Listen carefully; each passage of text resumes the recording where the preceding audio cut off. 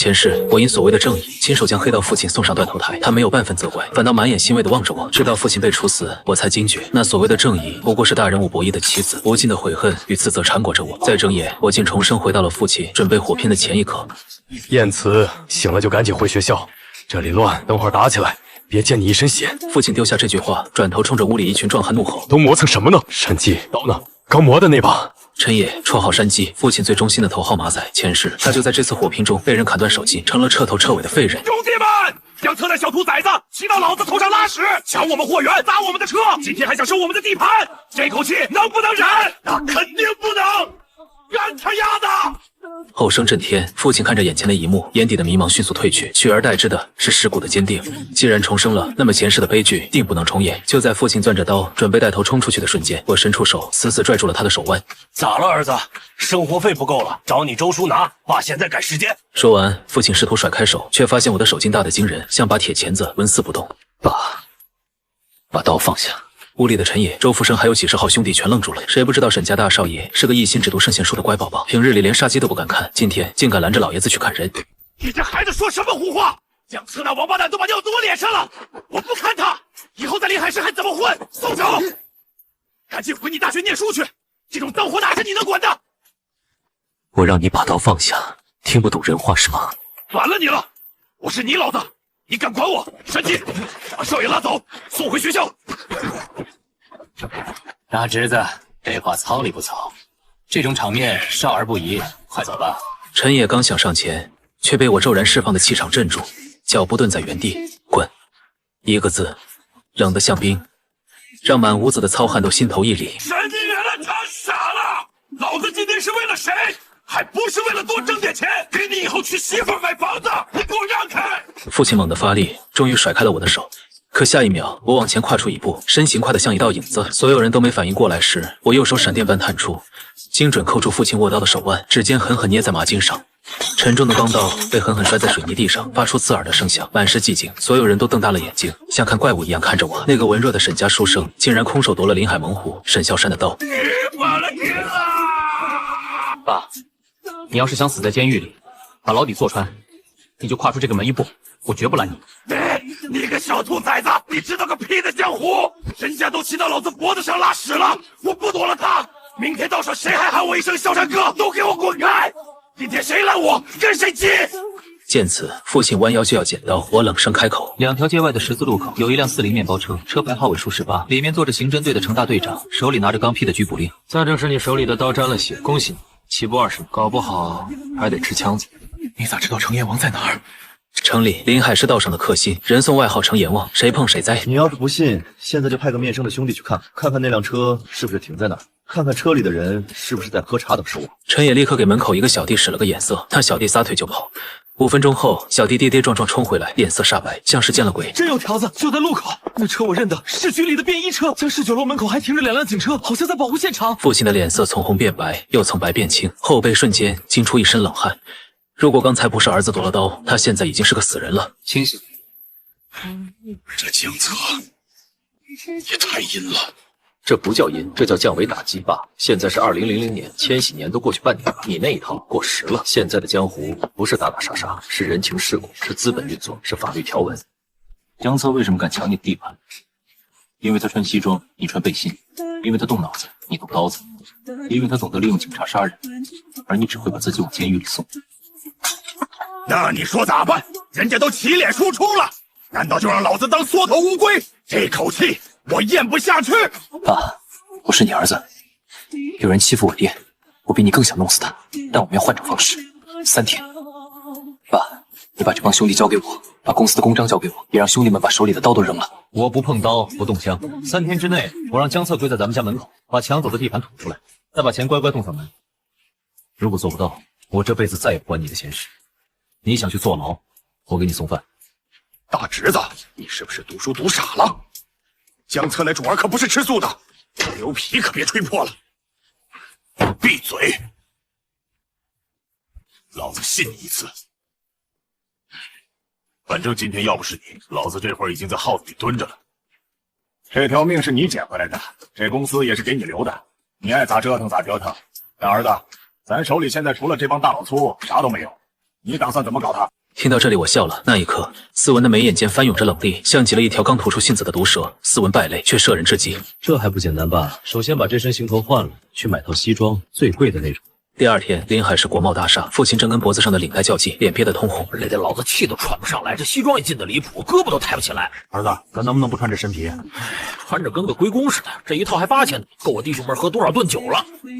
那是阿玛尼，穿上它，你就不再是老城区收保护费的流氓头子，而是临海市著名民营企业家任萧山董事长。随后，我自己也换了一身行头，深灰色定制西装剪裁贴身，勾勒出少年人挺拔清俊的身材，褪去了往日的文弱，多了几分沉稳与凌厉，像个初入商界的年轻精英。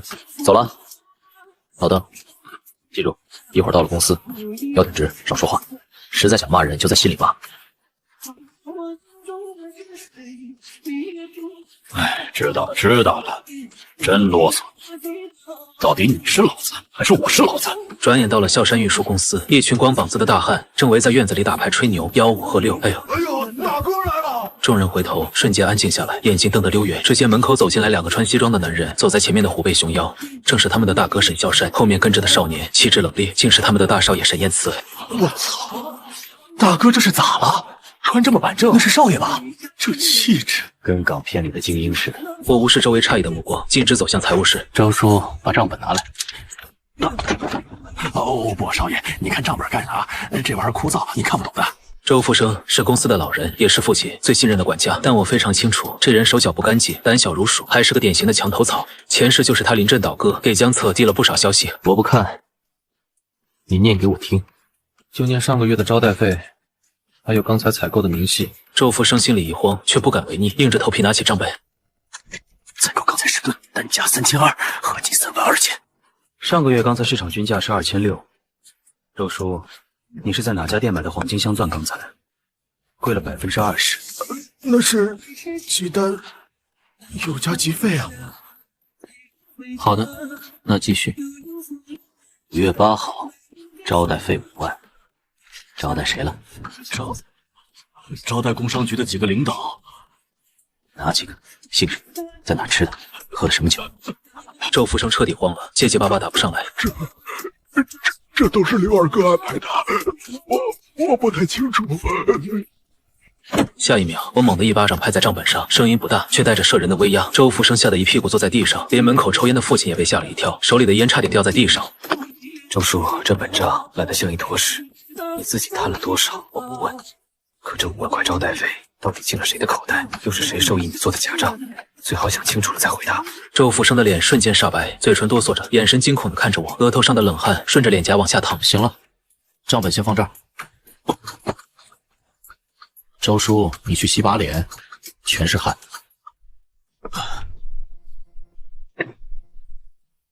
咋了，儿子？账不对。爸，这公司能活到现在，全靠你命令。走吧，时间差不多了，去见教策。真去啊？咱啥都没带啊，老爹心里没底啊。谁说没带？拿着。我从随身的公文包里掏出一叠厚厚的文件，递给父亲。父亲狐疑地接过来，翻开一看，眼珠子差点瞪出来。关于江氏娱乐城、鼎盛 KTV 重大消防隐患的调查报告，江氏物流1999年度偷税漏税明细表复印件，甚至还有几张模糊却清晰可辨的照片。照片上，江策正搂着几个未成年少女，在包厢里吸食违禁品。这儿子，你哪儿弄来的？江氏娱乐城的消防问题是江家的秘密，偷税漏税的账本更是绝密中的绝密。爸，别问，问就是祖师爷赏饭吃。走吧，沈董事长，去教教那个不可一世的江大少，什么叫真正的黑吃黑。另一边，陈野正撅着屁股往腰里塞钢管，嘴里还念叨着：“少爷有备无患嘛，万一江家那帮孙子玩阴的，我也好给大哥挡一下子。”拿出来，给我都扔了。大哥，这就是根棍子，算犯法吧？我们今天去干什么？去砍人，去抢地盘，去收保护费。我们是去进行商务洽谈，去谈一笔几百万的大生意。你见过哪个身家100万的老板腰里别着根自来水管去谈合同的？这叫掉价。听少爷的，今天咱们是文明人。爸，一会儿到了地方，我要给你立个规矩，时刻保持微笑。啥？人家都起脸输出了，你让我笑？我是去谈判，不是去卖笑。少爷，大哥这暴脾气，这不憋出内伤来？我给你算笔账，咱们带30个兄弟冲进去，把江策打进 ICU， 爽不爽？那是相当爽。然后呢？医药费谁出？警察抓谁？我们要赔多少钱？你要蹲几年？父亲不说话了，他心里门清，这一架打完，至少赔进去几10万，还得跑路躲风头，得不偿失。我换个算法，如果我让他公司破产，背上一屁股债，让他从江家大少爷变成一条扫家之犬，最后因为经济犯罪去监狱里捡肥皂，他的钱变成我们的钱，他的地盘变成我们的地盘，他不仅要跪着求我们，还得在牢里度过下半生。爸，你说打赢他划算，还是玩死他划算？这还是那个只会读书的书呆子吗？这心思比我这个混了半辈子黑道的人还黑。儿子，你以后要是混黑道，估计没我们这帮老家伙什么事儿了。这也太阴了。老邓，这不叫阴，这叫资本运作，这叫降维打击。学着你，以后这种事多了。行，老子听你的。今天就算他把刀架我脖子上，老子也对他笑。只要能坑他钱，说笑叫他爷爷都行。没过一会儿，一行人顺利抵达江氏酒楼。包厢里，江策翘着2郎腿坐在主位上，见父亲进来，嘴角勾起一抹讥讽的笑颔。萧山哥，咱也别绕弯子了，今天把你叫来就2件事：第一，城南码头的货运线归我；第二，为了弥补我兄弟上次被打伤的医药费，拿50万出来。只要答应这2个条件，咱们以后还是好邻居。要是不答应，今天这顿饭怕是不好消化，要么留下地盘，要么留下一只手。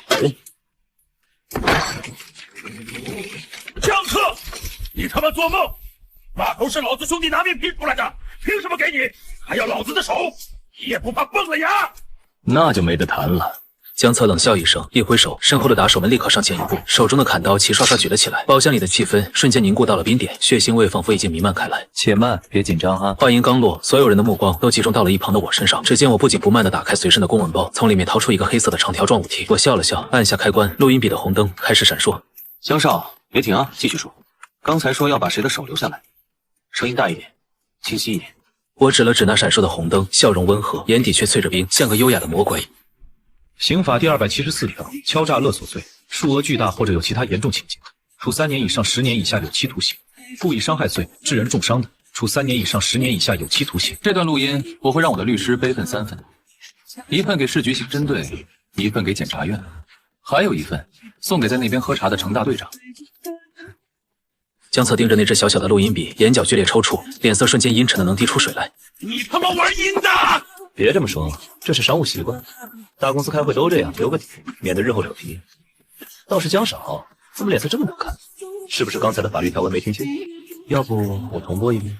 江策彻底炸毛了，在自己的地盘被这对父子齐脸输出，这事要是传出去，他在临海市道上就彻底抬不起头了。给老子砸了那玩意儿！还有这2条废狗，给我往死里打！出了事儿，老子顶着！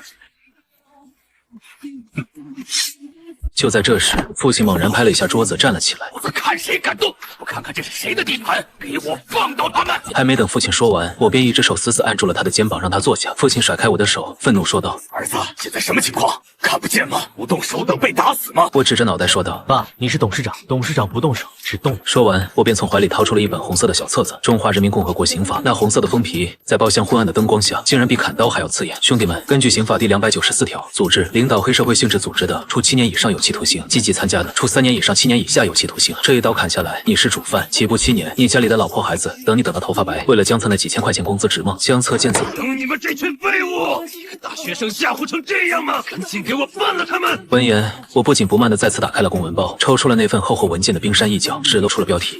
但这几个字足够让江策魂飞魄散。江少，打打杀杀多没意思，咱们聊点成年人的话题，比如消防安全，又比如税务合规。据我所知，江氏酒楼这个月的现金流好像不太健康啊。如果这份材料出现在工商局和税务局局长的办公桌上，我停顿了一下，看江策就像看着一只掉进陷阱的小白鼠，停业整顿3个月，巨额罚款，补缴税款。江少，你猜猜那时候你的那些高利贷债主会不会把你的皮扒了？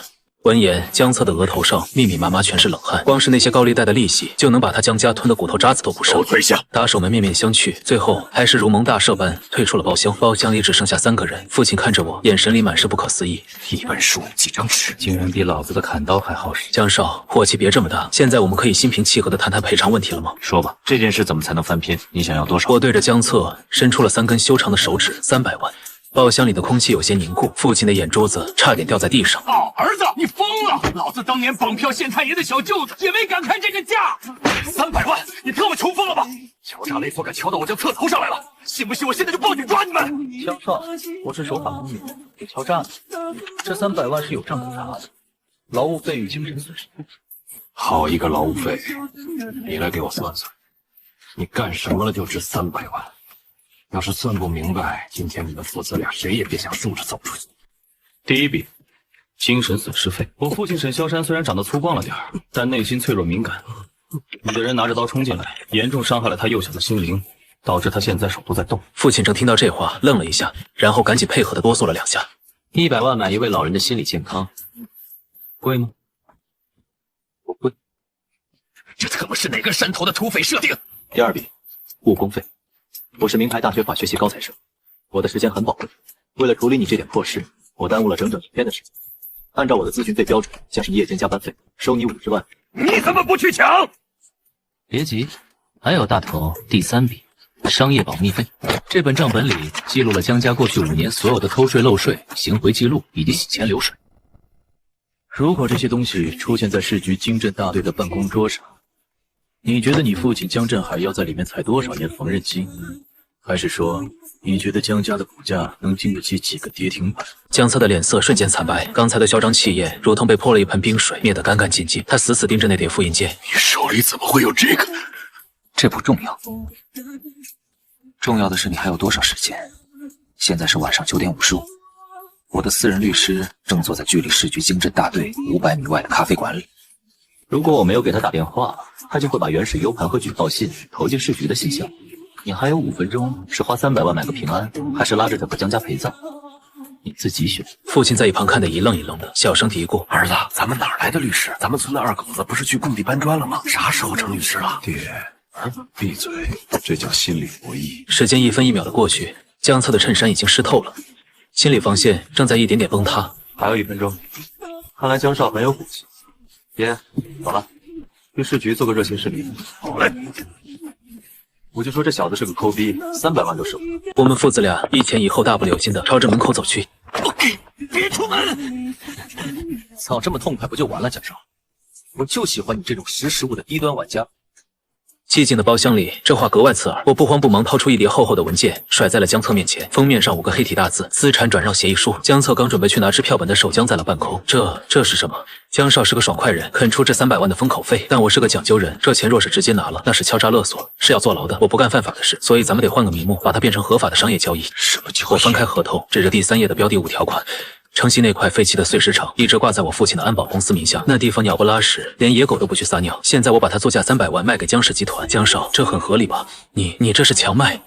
这地皮值300万，地皮根本不值钱，地皮是不值钱，但江少的自由难道不值这个价？还是说江少觉得那本记录了江家所有肮脏交易的账本不值这区一块地皮钱？江策死死盯着那份合同，他知道自己这是掉进坑里了，签了就是冤大头，不签就是阶下囚。好手段，你小子，我以前真是小看你了，你比你那个土匪爹很多了。过奖了，签字吧，江少，我的律师还在看表呢。现在是9点58分，江策浑身一颤，再也不敢废话，抓起签字笔，在那份如同卖身契一样的合同上签下名字，盖上了公章。他又把一张300万的现金支票一把拍在桌子上，拿着钱，拿着合同，滚！江少果然信守承诺，合作愉快。江少，这块地皮极具开发潜力，相信在江氏集团手里一定能变废为宝。下次若还有这种生意，记得再找我，我给你打98折。说完，我们父子俩一前一后，大摇大摆地走出了包厢。走廊里，父亲终于憋不住了，一把拽住我的胳膊，声音都在抖：“儿子，这就完了，300万到手了，那碎石场真卖出去了。”白纸黑字，红章画押，具有法律效益。爹，从今天起，咱们就是正经生意人了。高，实在是高。以前老子拿刀架在人家脖子上，也就抢个几千块，你这一张破纸，几句话就弄来300万，这就叫文化人。爹，这才拿到哪？这300万只是第一桶金，咱们要走的路还长着呢。父亲似懂非懂的点点头，像是想起了什么，猛地一拍大腿：“坏了，儿子，那账本的复印件还在那小子手里呢，万一他发现那是假的，谁告诉你那是假的？你不是说那是你为了炸他，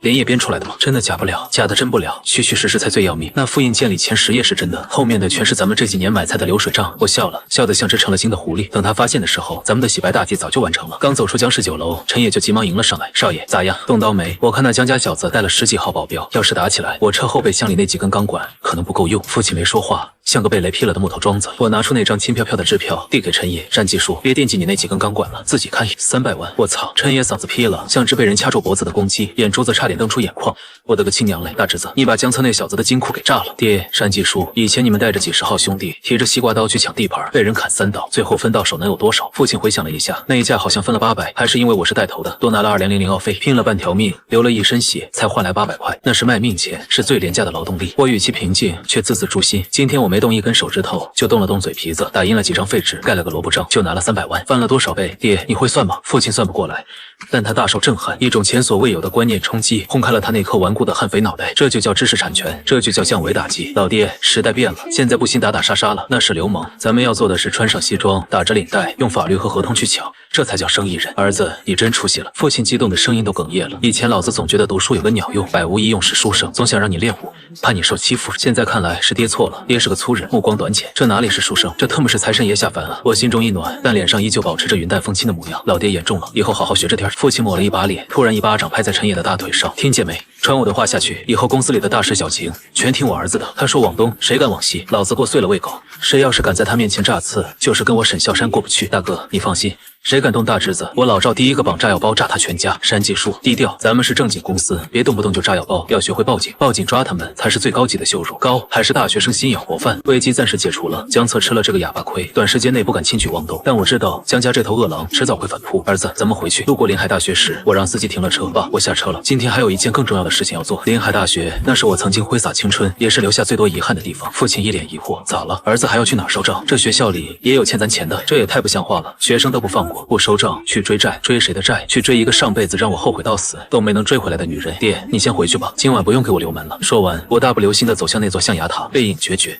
只留下2个加起来100多岁的老男人面面相觑。我操，单记，我是不是听错了？咱家这铁树要开花了。深夜，沈家老宅，父亲已经睡熟了，发出如雷的鼾声。我静静看了父亲许久，前世父亲还没等到出狱就郁郁而终，这一世听着这熟悉的鼾声，我竟觉得无比心安。爸，睡个好觉。我回到自己的小屋，开始思索接下来的计划。300万到手，启动资金有了，人心也稳住了，但想要对抗江家这个庞然大物，光靠这点钱还远远不够。我需要盟友，需要一个强有力的借力点。我在纸上写下了一个名字：苏定国。前世的记忆里，正是今天晚上，苏定国在江侧叔叔江啸天的设计下，签下了一份关于城西地皮的对赌协议。那是个必死的局。3个月后，苏家资金链断裂，大厦崩塌，苏家倒了。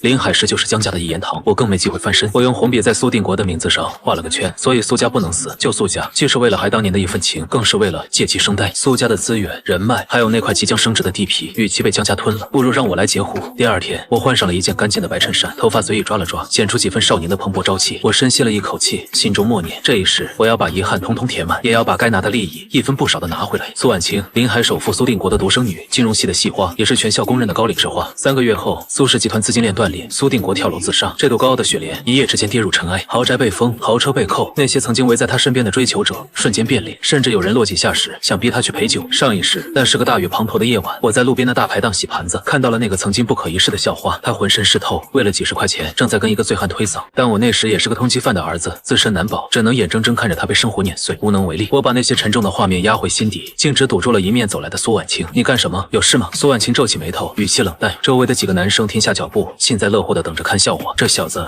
是疯了吧？癞蛤蟆想吃天鹅肉，苏校花也是他能碰的，也不看看自己什么家庭成分。我无视了周围的窃窃私语，看着苏婉清，突然笑了，笑得很斯文。苏婉清下意识地后退半步，眼中闪过一丝恼怒，请自重，让开。我压低声音，抛出了一枚重磅炸弹：苏校花，想不想救你父亲的命？苏婉清瞳孔骤缩，原本冷漠的脸上终于出现了一丝裂痕。你什么意思？他父亲最近确实遇到了麻烦，这事连公司高管都很少知道，我怎么会知晓？5点半，正好是饭点。城西那块地皮是个天坑，苏总要是签了字，苏家就完了。苏婉清手中的书啪的一声掉在了地上，脸色煞白。父亲今晚就是要去签那个合同。你到底是谁？他的声音在颤抖。第一次发现我这个平日里沉默寡言的男同学竟然如此陌生。我是谁不重要，重要的是我有药，专治苏家的绝症。我指了指校门口的方向，笑得像只志在必得的大尾巴狼。苏小花，赏个脸，今晚请我吃个饭，我告诉你怎么把那个坑填平。苏婉清看着我，眼神复杂，最终咬牙点头。好，但我没带现金。没关系，我不挑食。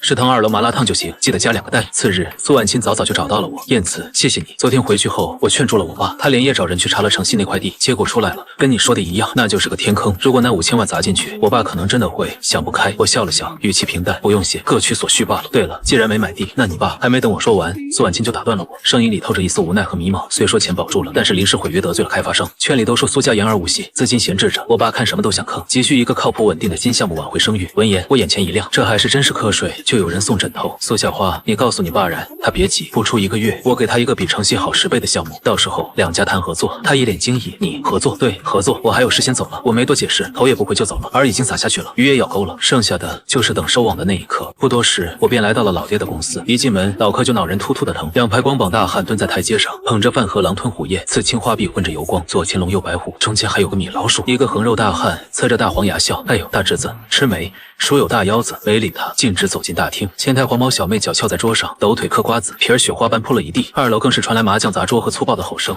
哗啦砰，磕钱，谁来张剁手指头？整个公司乌烟瘴气。我猛地踹开会议室大门，烟雾缭绕中，7、8个光膀大汉围着麻将桌，吆喝声戛然而止。诸位的刀疤脸看清来人，骂声卡在喉咙。少爷，你发什么疯？我没理睬，径直走到麻将桌前，扣住桌沿发力一掀，哗啦，桌子翻倒，麻将飞溅反了天了。有人怒骂着要冲上来，我一步踏前，掏出那张300万支票复印件，啪的拍在椅子上，动粗。我有资本，睁大狗眼看清楚。刀疤脸凑近一瞧，眼珠瞪圆，300万。其余人倒吸凉气，真的假的？我冷笑扫视他们，不动刀，不流血，一天挣300万。你们呢？为几百块输赢打麻将，还动刀子，丢人！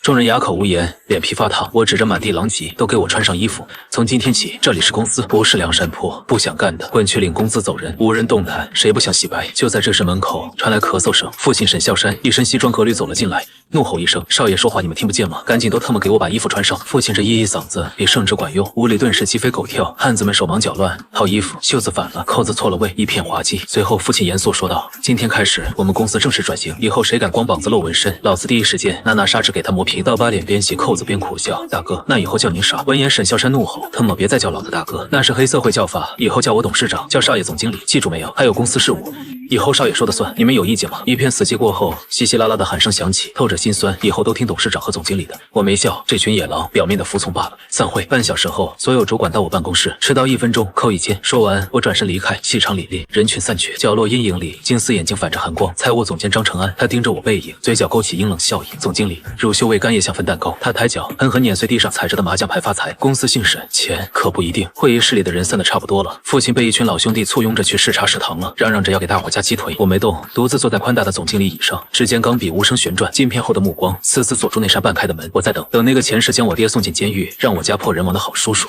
果然不出半分钟，张承安推门进来，脸上堆着标准化的笑。这位建成安保的财务总监，沈啸山昔日的狗头军师，立过包和天下。少东家，忙呢？刚才那场面，连你爹都镇住了。公司早交给你，上市都有指望。我推开烟，嚼几口香糖。张叔过奖，还得长身体呢。他掏出一份文件，压低声音凑近：“听说少爷从江家拿走300万，现在这个年代，钱趴账上就是死钱，通胀这么猛，坐吃山空了。我这儿有个海外高科技基金，年化20%，保本保息，动用私人关系拿的内部名额，300万投进去，1年白赚60万利息，不比养那群大佬粗强。”我盯着那份英文 PPT 和高大上的图表，心底冷笑：海外基金怕是洗钱账户吧？上一世张承安就是用这招卷走公司500万，害得我家破人亡。于是我假装惊呼：20%，银行也才给2个点啊！张承安笑容更盛，掏出财务审批单说道：“是，少爷急不等人，签个字，钱明天转出去，下月就见回头钱。”我笑得纯良：“张叔，你是我爸生死兄弟，除了他我最信你。”他眼皮一跳，随即催促：“叔看着你长大，还能坑你？快签，过了今天名额就没了。”我抓过笔潦草签名，透着败家子的洒脱：“这事你全权负责，不用告诉我爸，我等着分红。”张承安抓过单子手指抖，椅子到了也不服，脚步轻快溜到门口：“少爷，你爸有你真是福气。”说完人影已消失，我脸上笑容褪尽，拉开抽屉按下录音笔停止键。福气？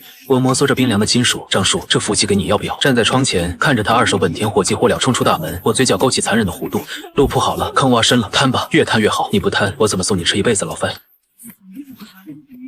不多时，总经理办公室，我摩挲着真皮座椅的纹路，门口响起了敲门声。进，陈野头探进来，大侄，哦不，沈总。我转着椅子，甩出一张银行卡。单技术，剪个大嘴巴。待会儿你出门，偶遇张承安，就说这是老爷子攒了500万棺材本，密码6个8。陈野捏着卡直瞪眼，500万，大哥哪有那么多私房钱？他打牌还欠我200没给呢。我笑了，笑得像只算计鸡的黄鼠狼。有没有不重要，重要的是张承安信不信？记住，一定要显得神秘，偷偷摸摸的，让他觉得你是说漏了嘴。陈野似懂非懂，但他有个优点，听话。行，演傻子我不会，演大嘴巴我再好。疼。陈野抓起卡，转身出门。我看着关上的门，推了推眼镜，打开了电脑上的财务系统后台。这是我昨晚连夜让人重做的系统，界面很高级，其实全是漏洞，特别是针对大额转账那一栏，我特意取消了董事长短信验证这道最后的防火墙，只留下了一个财务总监优盾授权。只要张成安插上他的优盾，这300万加上那所谓的500万棺材本，就能在3秒钟内飞到大洋彼岸。张叔，门给你留了，锁也给你撬了，你要是不进来拿点什么，都对不起我这番苦心。走廊里，陈野在那转悠了3圈，终于看见张成安夹着公文包，哼着小曲从厕所出来。陈野直接猛扑上去勒住他脖子，老张，有靠谱的海外基金不？张成安眼睛一亮，哈，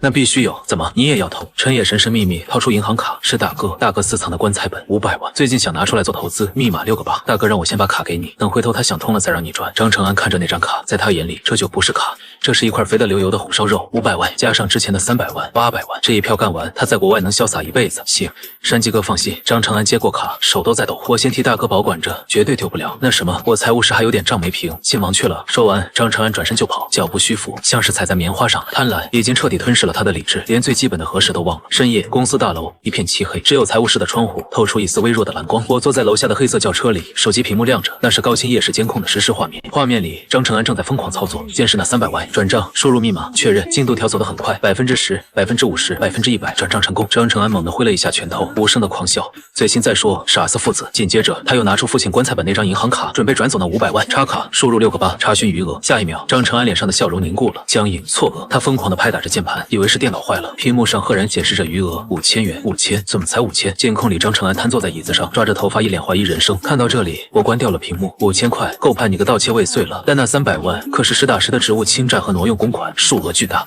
情节严重。张叔，这牢饭你得吃到死。随后我拿出手机拨通了陈野的电话，声音慵懒，带着一丝即将看戏的愉悦。单技术约要勾了，叫上几个兄弟去盛世皇朝夜总会，今晚我请客，庆祝咱们公司即将切出一颗毒瘤。不多时，我们一群人就到了盛世皇朝夜总会。我身上这身笔挺的定制西装和周围穿着花衬衫、紧身裤的古惑仔们格格不入，像是一只仙鹤落进了野鸡群。陈野跟在我后面，眼睛都不够用了，左看看大腿，右看看大雷。哈喇子差点流下来，把嘴闭上，我头也不回，淡淡道：“丢人。”陈野立马闭嘴，挺胸抬头，装出一副保镖的冷酷样。刚进大厅，一股浓烈的香水味扑面而来。哟，这不是咱李大才子吗？一声娇媚入骨的调笑传来。2楼的旋转楼梯上走下来一个女人，一身大红色的高开叉旗袍，手里摇着把苏绣团扇，30出头，正是熟透了的年纪。走起路来，那腰扭得像条水蛇。红姐，临海市道上赫赫有名的红粉教主，也是这家小金库的老板娘。当年我爸沈啸山帮她挡过酒瓶子，评过试，这份香火情一直留到了现在。红姨，我推了推眼镜，礼貌的点头。这声姨叫的红姐花枝乱颤，她走到近前，团扇轻轻敲在我的肩膀上，香风袭人。喊什么姨，把我都喊老了。叫姐。红姐上下打量着我，眼神里满是惊艳。以前怎么没发现？建成哥家里还藏着这么块璞玉，这斯文样真想让人撕开，看看里面是不是黑的。陈野在旁边咽了口唾沫，这女人妖精啊！红姐说笑了，我神色不变，甚至还帮红姐理了理披肩。无事不登三宝殿，今天来是想跟红姐打听点事。红姐眼神一闪，收起了那副调笑的模样，她挥挥手，遣散了周围的莺莺燕燕，去 V888包厢把那瓶存了10年的拉菲醒上。V888包厢隔音极好，外面的喧嚣瞬间被隔绝，真皮沙发，水晶吊灯。红姐亲自给我倒了一杯酒，修长的手指若有若无地划过杯沿。说吧，我的大少爷，今天把江家整得那么惨，还有空来我这儿消遣？消息果然灵通，早上的事晚上就传遍了临海市。我抿了一口红酒，江家有什么动静？红姐点了一支细长的女士烟，吐出一口烟圈，神情变得有些凝重。江啸天那老狐狸还在到处筹钱，暂时顾不上你，但江侧那个小疯狗急眼了。我挑眉，我手底下的姑娘听到风声。红姐压低了声音，身体前倾，压迫感十足。江侧在道上发了悬赏令，50万要买你一条腿。陈烨手里的杯子一抖，酒洒了一裤裆。操，这孙子玩阴的！我却笑了。我摇晃着红酒杯，看着猩红的液体在杯壁上挂出好看的弧度。50万，语气里带着一丝嘲弄，还有一丝不满。我的腿就这么不值钱？红姐愣了一下。正常人听到这种消息，不该是害怕吗？最起码也该紧张一下吧。这小子怎么还在嫌价格低，嫌少？那可是50万购买起城南一套房了，多少亡命徒盯着这笔钱呢？少爷，最近出门小心点。我放下酒杯，玻璃杯撞击大理石桌面，发出清脆的一声。红姐，帮我传个话。我靠在沙发上，双手交叉，眼神冷冽，告诉道上的兄弟，江侧出50万买我的腿，那是看不起我李某人。我出100万买江侧的一条腿。红姐的手一抖，烟灰掉在了旗袍上，她瞪大了眉目，像看怪物一样看着我。你认真的？现结。我从怀里掏出支票本，刷刷刷写下一串数字，撕下来拍在桌上。这100万先放在红姐这儿，谁把江侧的腿送来，这钱就是谁的。如果2条腿都送来，我再加100万。疯子，这绝对是个疯子，而且是个有钱的疯子。红姐看着那张支票，只觉得喉咙发干，这哪里是斯文书生，这分明就是个披着西装的恶狼，以暴制暴。不，这是金钱的暴力。行，红姐深吸一口气，把支票收进胸口。这话今晚就会传遍临海市的每一个角落。江侧那小子怕是睡觉都要睁着眼了。我满意的点点头，这就对了，能用钱解决的问题，为什么要拼命呢？就在这时，砰一声。声巨响从门外传来，像是啤酒瓶砸在墙上的声音，紧接着是一阵女人的尖叫和男人的怒骂：“臭婊子，给脸不要脸！陪老子喝杯酒怎么了？装什么清高？”稀里哗啦，桌子被掀翻的声音，红姐眉头瞬间皱起，一股煞气从这个风情万种的女人身上爆发出来。妈的，敢在老娘的场子里闹事！她猛地站起身，抓起桌上的对讲机：“保安。”都死哪儿去了？我也站了起来，我整理了一下并没有褶皱的西装，嘴角勾起一抹玩味的笑。红姐，看来今晚不太平啊，走，出去看看是哪路神仙在撒野。刚走到门口，随着砰一声闷响，一个穿着廉价夹克的年轻人后背重重撞在墙上，灰尘簌簌落下，但他连哼都没哼一声，借力反弹，一记凌厉的鞭腿抽出去，咔嚓！冲在最前面的混混惨叫一声，小腿呈现出诡异的弯曲，很准快。但这年轻人毕竟是肉体凡胎，围攻他的足足有8个人，手里都拎着钢管和酒瓶。妈的，练家子！拎领头的混混是个光头，啐了一口带血的唾沫，一起上，废了他！敢管闲事，也不打听打听这是谁看的场子。说完，7、8根钢管劈头盖脸的砸下来，年轻人只能抱头蜷缩，护住要害，鲜血顺着他的额角流下来，糊住了眼睛。即便如此，他那双眼依旧亮得吓人，像一头被逼入绝境却还在寻找机会反咬一口的孤狼。我站在巷口阴影里，借着昏黄的路灯，终于看清了那张脸，心脏猛地漏跳了一拍，一股复杂的情绪瞬间涌上心头。程琳他是未来临海市刑侦支队的传奇队长，人送外号程阎王，破案率100%，不管是黑道的亡命徒还是白道的蛀虫，听到他的名字都要抖3抖，没人敢轻易招手。前世我爸沈啸山入狱后，人人避我如避蛇蝎，唯有这位程警官顶着上面的层层压力，查清了当年案件的部分真相。虽然最终没能帮我爸翻案，却拼尽全力保住了我一条命。在我被追杀、被唾弃、深陷黑暗看不到一丝希望的岁月里，他是我遇到过的唯一的光。只是现在的程里还不是那个令人闻风丧胆的神探，他只是被停职查办的小骗警。今晚这场架，估计是他路见不平就挺身而出，来发泄一下心里的憋屈。红姐也皱起眉头，摇着手里的苏绣团扇，脸上满是不悦，语气里带着几分煞气。这帮小混混越来越没规矩了，竟然敢在我的后巷动刀子，真当我红姐是好欺负的？他说着就抬起手，准备抓起对讲机再催一遍保安。我连忙抬起手拦住了他，语气平淡：“不用保安，这点小事没必要兴师动众。”说完，我转头看向陈野，嘴角勾起一抹意味深长的弧度，轻声道：“山技术交给你了。”2分半钟后，巷子里就躺了一地哼哼唧唧的混混，哀嚎声此起彼伏，响彻整个后巷，场面一片狼藉。我走到程岭身旁，脸上露出一抹憨厚的笑容，伸手就想拉他一把。“嘿，兄弟，身手不错，是个练家子。”哪知他一把甩开了我的手，指了指地上躺着的混混，眼神里满是鄙夷和厌恶。聚众斗殴，致人轻伤，已经触犯法律了。要是老子还在局里，今天就把你们全抓回去蹲大牢。不过你们别太得意，我迟早将你们绳之于法。